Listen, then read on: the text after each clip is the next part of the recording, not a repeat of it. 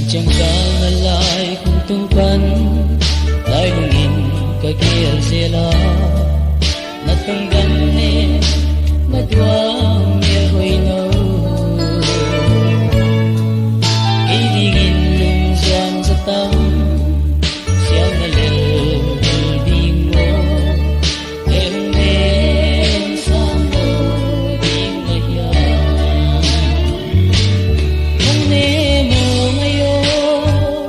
Nang lumaki siya mendi ng loob Di sa tandaya Nento di ngolo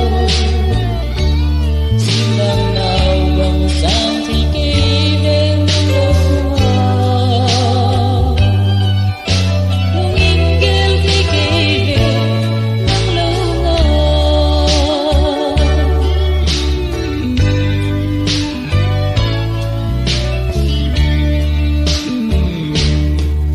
Nadwa na to siyang sa